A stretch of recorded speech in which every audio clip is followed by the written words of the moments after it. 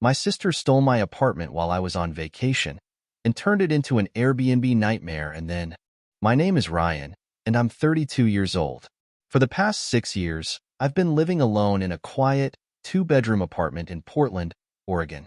It's nothing fancy, but it's mine. A space I've worked hard to make comfortable and secure. I've always taken pride in being self-reliant.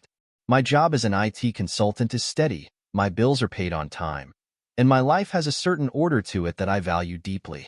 Independence isn't just a lifestyle for me, it's a point of pride. I'm careful about who I let into my life and, more importantly, into my space. My apartment is my sanctuary. I like knowing that I can come home after a long day of work and unwind in peace without worrying about anyone else's drama spilling over into my life. Unfortunately, that hasn't always been easy to maintain, especially when it comes to my sister Mallory. Mallory is 34, and to put it lightly, her life has been one chaotic episode after another for as long as I can remember. Growing up, she always had a knack for stirring things up, and that hasn't changed with age. She's been through more failed relationships than I can count and has a long history of bad decisions catching up to her. Her go-to move when life gets messy? Show up at someone's doorstep, bags in hand, and a sob story ready to spill. More often than not, that someone has been me. I've lost count of the number of times I've let Mallory crash at my place, only to regret it every single time. She doesn't respect boundaries. Whenever she stayed, she treated my apartment like her own personal playground. My couch would be buried under her things, my kitchen would be left in shambles, and I'd discover my stuff missing, never to be seen again. On one particularly infuriating occasion, she invited a group of strangers over for drinks without asking me, leaving the place trashed when they finally left at 3 in the morning. For years, I put up with it. I don't know why, maybe out of guilt, or maybe because of the constant pressure from our parents.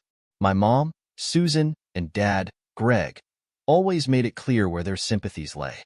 Mallory was their golden child, no matter how much trouble she caused.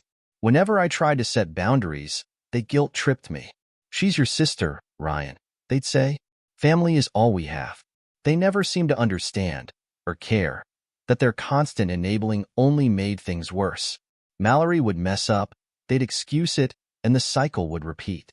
I explained to them over and over that I couldn't keep cleaning up her messes. I wasn't Mallory's safety net. They'd listen, nodding along, but it always ended with them accusing me of being selfish or cold-hearted. After one particularly disastrous stint where Mallory overstayed her welcome by 2 months, I finally put my foot down. That was 2 years ago. I told her she wasn't welcome to crash at my place anymore. No couch, no favors, nothing. At first, she didn't take me seriously and tried to show up anyway, but I stayed firm. Eventually, she moved on, to someone else's couch, I'm sure. My parents weren't happy about it, but for the first time in a long time, I had peace. Or so I thought. Despite everything, I couldn't completely avoid Mallory or my parents. We live in the same city, and family gatherings are inevitable. I made sure to keep things civil, but distant. I didn't want to give her any reason to think I was softening. Even with those boundaries in place, though, I always felt a sense of unease. Mallory had a way of popping up when you least expected it, and I'd learned to never completely let my guard down. Things had been quiet for a while when I decided to plan a much-needed vacation. A couple of friends and I had been talking about going to Europe for years, and this year, we finally made it happen. The plan was a 10-day trip to Paris and Barcelona, 2 cities I'd always wanted to see. I couldn't wait. It felt like the perfect opportunity to disconnect from work and the usual routine. As excited as I was, I couldn't shake the feeling that I needed to take extra precautions before leaving. I wasn't just leaving my apartment. I was leaving my sanctuary. I told myself I was being paranoid, but still, I made sure to double-check the locks, hide my spare key in a new spot, and even let my building manager, Mr. Thompson, know I'd be gone. He was a no-nonsense kind of guy and agreed to keep an eye on things. Overkill? Probably. But after dealing with Mallory for years, I'd learned that you can never be too careful. When the day finally came to leave, I felt a rare sense of freedom. My bags were packed, my friends and I were boarding the plane, and for the first time in a long time, I could focus on myself. The first few days of the trip were everything I'd hoped for. Paris was magical, with its winding streets and iconic landmarks. The food, the culture, the sheer beauty of it all. It was exactly the escape I needed. But the peace didn't last. Halfway through the trip, my phone buzzed with a text from Mallory. "Thanks for being there for me when I needed you most," it read. That was it. No explanation, no context. I rolled my eyes and chalked it up to her usual theatrics. She was probably trying to get a reaction out of me. I ignored it and went back to enjoying my vacation. The next day, another message came in. This one wasn't from Mallory, though. It was from my neighbor, Linda. The text was brief, but it hit me like a freight train. "Hey, Ryan. Just a heads up. I saw people moving furniture into your apartment yesterday. Everything okay?" I stared at the screen, trying to make sense of her words. Furniture? Moving? Into my apartment? There had to be some kind of mistake. But as I stood there in the middle of a crowded cafe in Barcelona, a sinking feeling settled in my chest. Something was wrong. Very, very wrong. Panic hit me like a punch to the gut as I stared at Linda's text. People moving furniture into my apartment? That didn't make any sense. I was thousands of miles away in Barcelona, and as far as I knew, the only person with access to my place was me. My first thought was that Linda must have been mistaken, but the longer I thought about it, the more uneasy I became. I knew I'd taken every precaution before leaving, but something didn't sit right. I tried to call Mallory immediately. If anyone was behind this, it was her. The phone rang and rang before going to voicemail. No surprise there. Mallory had a knack for dodging calls, especially when she was up to something. I left a message, keeping it short and sharp. "Mallory, call me back. Now." Next, I called my building manager, Mr. Thompson. He picked up after a few rings, and I got straight to the point. "Mr. Thompson, it's Ryan. I just got a message from a neighbor saying there are people moving into my apartment. Do you know anything about this?" There was a pause on the other end before he said, "Oh, yeah. Your sister stopped by a couple of days ago. She said you gave her permission to stay while you were out of town. She had a key and everything." I could feel my chest tighten. What? I didn't give her permission? And I definitely didn't give her a key. "Well, she had one," he replied, sounding defensive. "She said you'd be gone for a while and needed someone to watch the place. She even brought some furniture with her." The blood drained from my face. I couldn't believe what I was hearing. She's lying. I never told her she could stay there. I never gave her a key. She broke in, Mr. Thompson. "Look," he said, sounding tired. "I don't know what's going on between you two, but you'll need to sort it out. I can't get involved in family stuff." Family stuff. That's what he called it. I was furious, but I knew arguing with him wasn't going to help. After ending the call, I slumped into the nearest chair, trying to wrap my head around what was happening. Mallory had crossed the line before, but this? Moving into my apartment while I was on another continent? It was a new level of insanity. I pulled up the flights app on my phone and searched for the earliest return ticket I could find. My vacation was officially over. I spent more money than I'd like to admit on a last-minute ticket back to Portland. As I sat there waiting for my flight, my phone buzzed again. This time it was a notification from Mallory's social media account. She'd posted a picture of herself in my apartment, lounging on my couch. The caption read, "Finally found a cozy place to settle down for a bit. Big thanks to my brother for helping me and Ella out when we needed it most." Ella, her daughter. I didn't even know she brought her kid into this mess. My stomach churned as I scrolled through the comments. Friends and family were showering her with praise. "You deserve this," one comment read. "Your brother is such a good guy for stepping up," said another. I wanted to scream. Not only had she broken into my apartment, but now she was twisting the narrative to make herself look like the victim, and me, the benevolent hero. It was classic Mallory. She had a way of spinning stories so that she always came out looking like the underdog. By the time my flight landed in Portland, I was a bundle of nerves. I hadn't slept, my mind was racing, and all I wanted was to confront Mallory and get her out of my apartment. I grabbed my luggage and took a cab straight to my building. When I arrived, I noticed immediately that something was off. The locks on my door had been changed. I banged on the door, my frustration boiling over. "Mallory, open up. It's me." After what felt like an eternity, the door creaked open, and there she was, standing in the doorway with an infuriatingly smug expression on her face. "Ryan," she said sweetly, as if nothing was wrong. "I didn't expect you back so soon." I pushed past her into the apartment, my eyes scanning the room. My furniture had been rearranged. My belongings were shoved into boxes in the corner, and there were new items, Mallory's items, everywhere. A small bed for Ella was set up in the corner of the living room, and toys were scattered across the floor. It was as if she'd been living there for weeks. "What the hell, Mallory?" I snapped. "What are you doing here? And why did you change the locks?" She crossed her arms, her expression hardening. "I didn't have a choice, Ryan. Ella and I had nowhere else to go. I figured you wouldn't mind." "You figured wrong," I said, my voice rising. "You had no right to move in here. This is my apartment." "Well," she said, a defiant edge creeping into her voice, "I've been here for over 48 hours, so technically, I have squatter's rights. You can't just kick me out."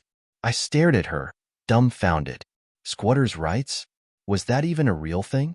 I didn't know the law well enough to argue, but the way she said it made me feel like the ground was crumbling beneath me. "You need to leave. Now," I said, trying to keep my composure. "I'm not going anywhere," she replied calmly. "Ella needs a stable place to stay, and this is as good as it's going to get. You should be thanking me for keeping your apartment lived in while you were gone." I clenched my fists, trying to contain my anger. "You broke into my apartment, Mallory. This isn't staying. This is trespassing." She shrugged. "Call it what you want, but I'm not leaving.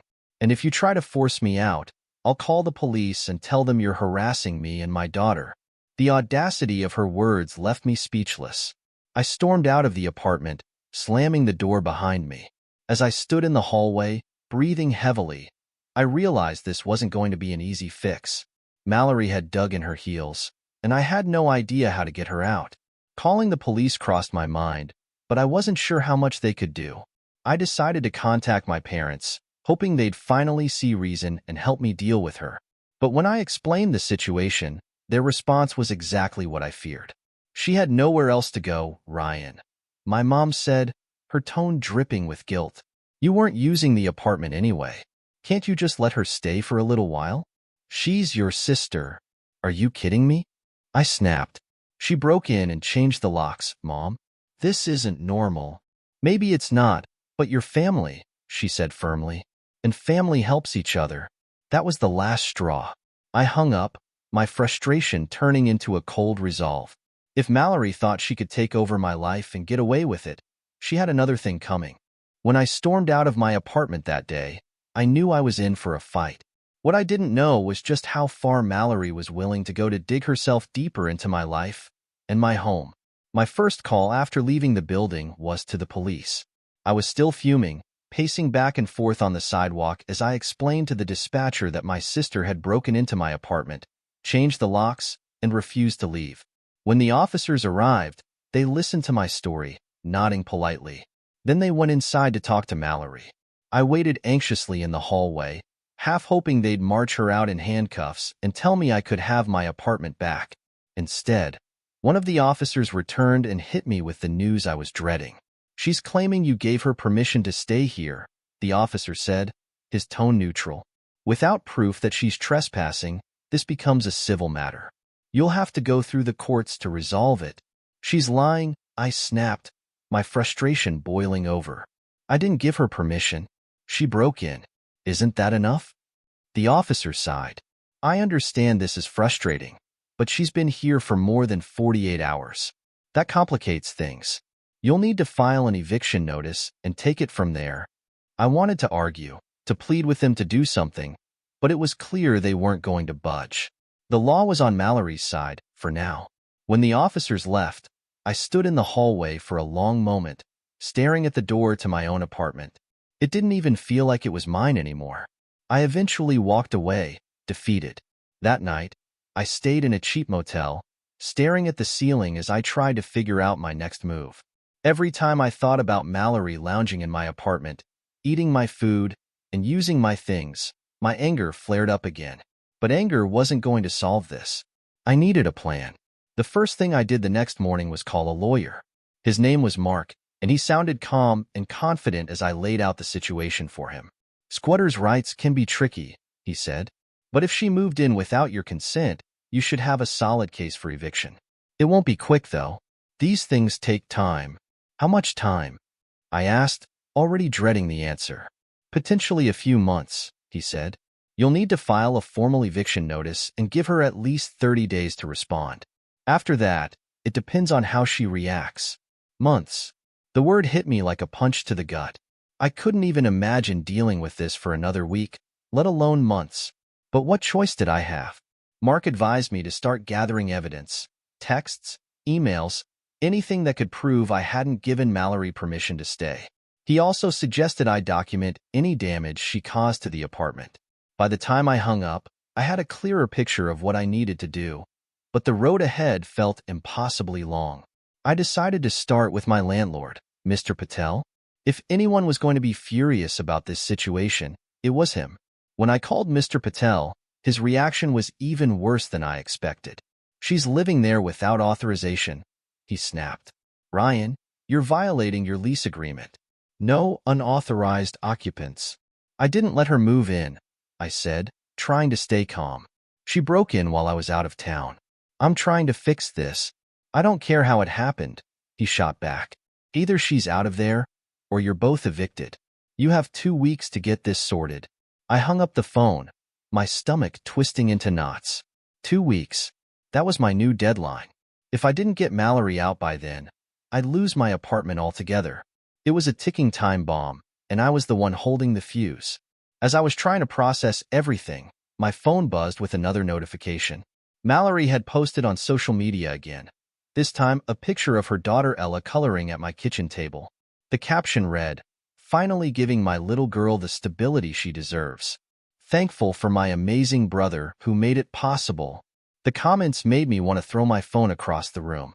People were praising her, calling her brave, and some even saying how wonderful it was that I was helping her. I couldn't take it anymore. I logged off social media and buried my face in my hands. How had this become my life? Later that day, I decided to visit the apartment to document the situation. When I arrived, Mallory was as smug as ever. She barely looked up from the couch as I walked in, holding my phone to record everything. "What are you doing?" she asked, her voice dripping with mock innocence. "Documenting the mess you've made," I shot back. I panned the camera across the room, capturing the piles of junk, the rearranged furniture, and the boxes of my belongings shoved into a corner.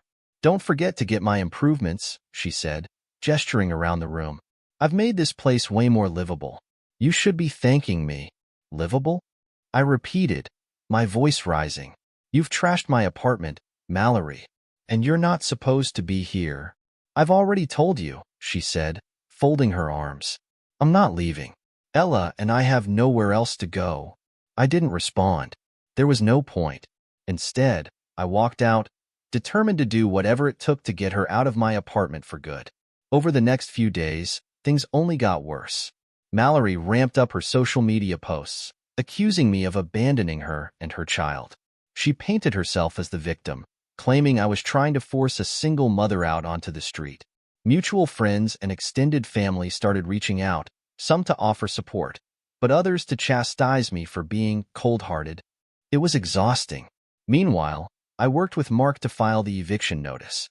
I sent Mallory a certified letter, officially demanding that she vacate the apartment. When I handed it to her in person, she laughed in my face. "Good luck with that," she said, tossing the envelope onto the coffee table. "It's going to take a lot more than a piece of paper to get me out of here." I clenched my jaw and walked away, determined not to let her get under my skin. But she wasn't done. A few days later, I got a text from a neighbor saying they'd seen random people coming and going from my apartment, carrying suitcases. When I asked Mallory about it, she just shrugged and said, "Oh, I've been renting out the spare room. Gotta make ends meet somehow." She wasn't just squatting in my apartment. She was profiting off it. I felt like I was losing control of my life, one piece at a time. But I wasn't giving up. Not yet. Mallory renting out my apartment to strangers was the breaking point. She had already taken over my home, trashed my belongings, and made herself look like the victim. But this new development sent me into a tailspin. The idea of random people staying in my apartment, people I didn't know and certainly hadn't authorized, made my blood boil. Worse, it felt like she was laughing in my face, daring me to stop her. I reached out to my neighbor Linda again, the same one who had first tipped me off about Mallory moving in. She confirmed my worst fears. "Yeah, Ryan," she said when I called. "I've seen different people coming and going all week. Suitcases, backpacks. Looks like they're staying for a night or two at a time. One of them even asked me if this was a good neighborhood to visit." I thanked Linda for the information and hung up, my head spinning. The situation had gone from infuriating to outright surreal. Mallory was turning my apartment into her personal rental property. It was beyond anything I could have imagined. I went straight to the rental website she was likely using, and sure enough, I found a listing for my apartment. The photos were unmistakable. She'd even included a picture of the living room with her daughter's toys scattered in the background. The description was outrageous. Charming two-bedroom apartment in Portland, perfect for families or solo travelers. Cozy and fully equipped for your stay. She was charging $150 a night. I took screenshots of everything and sent them to my lawyer, Mark, who responded immediately. "This is good evidence," he said. "It clearly shows she's using the apartment for unauthorized subletting. This will help your case." While the legal process churned slowly forward, Mallory continued to escalate. I started receiving bills from the utility companies for unpaid charges, hundreds of dollars for water, electricity, and gas.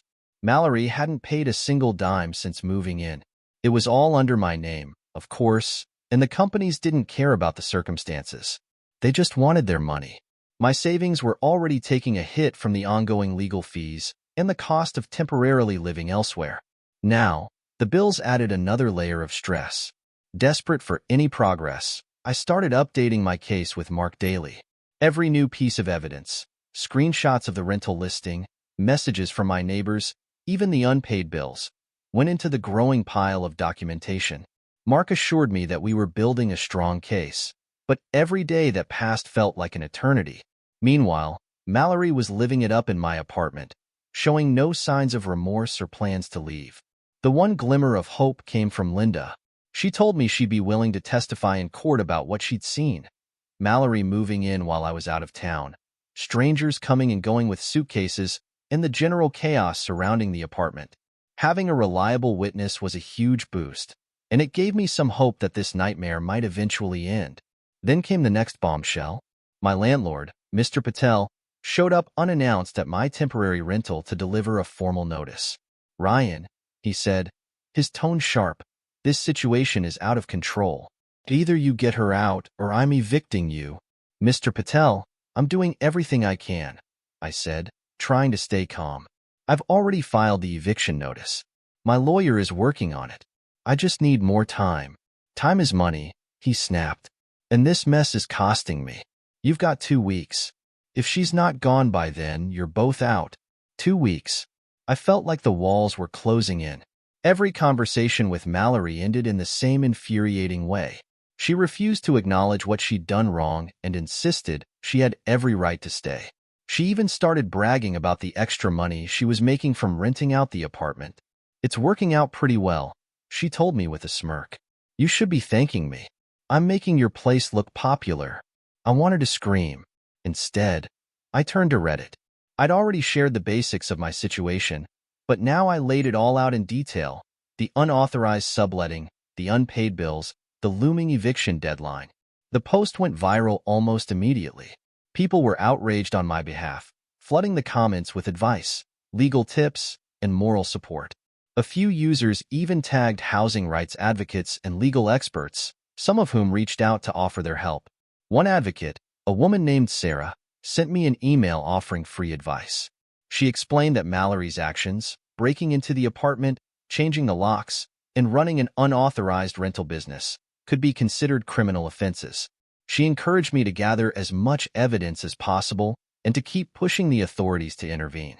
Encouraged by her advice, I contacted the police again, armed with the screenshots of the rental listing and statements from my neighbors. At first, they were hesitant, repeating the line about it being a civil matter.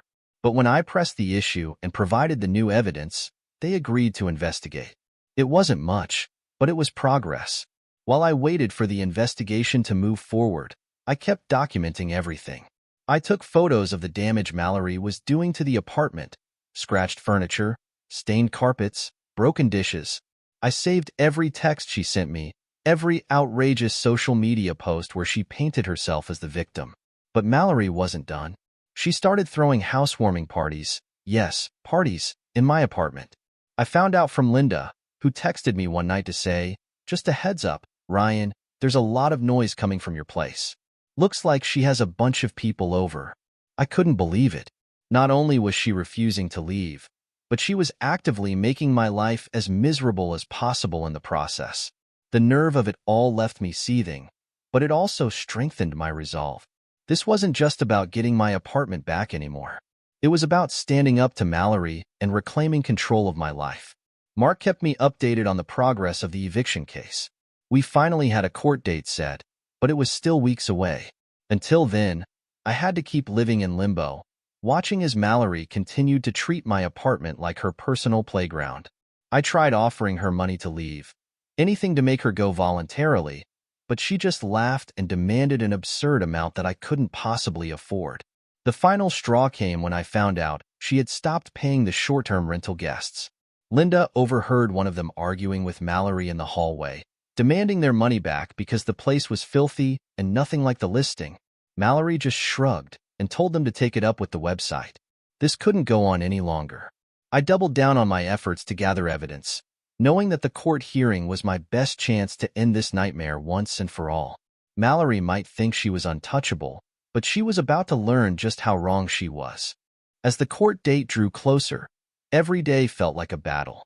Mallory kept pushing her luck, and I was left scrambling to document each new twist in this nightmare.